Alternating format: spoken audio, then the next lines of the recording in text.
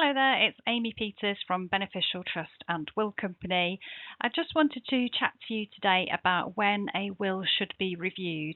Often people think, well, I've ticked that off the list. I don't need to look back on that.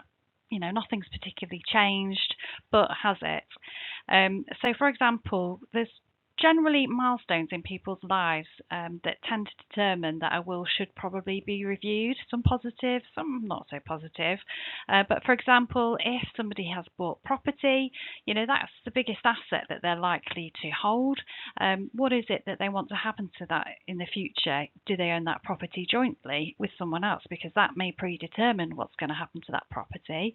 Do they own it as tenants in common with another person? In which case, they can probably direct via their will what should happen to the property, or do they own it solely? If somebody gets married or enters into a civil partnership, that can certainly change the situation because a will is revoked by marriage, and therefore the will that's previously been made would become invalid. So it's important that if they have that happy milestone occurring, they look to review their will. Have they had children? So if people have had children, theoretically your largest asset, possibly your biggest drain on resources, but either way it's important to make sure those children are taken care of by appointing guardians to look after them and trustees to look after their financial interests.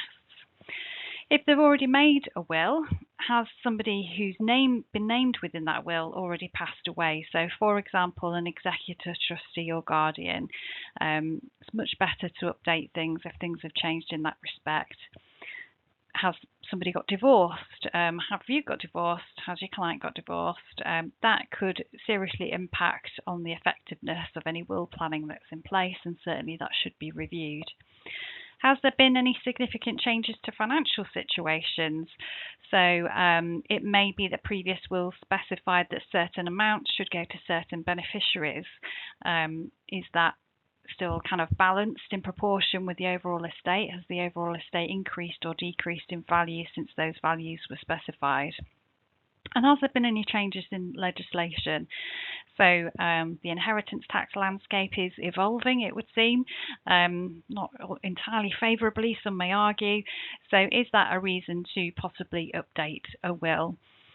Ideally, we suggest people consider reviewing their wills at least every 2 to 3 years, or as I've mentioned, if there's any of these significant changes in circumstances.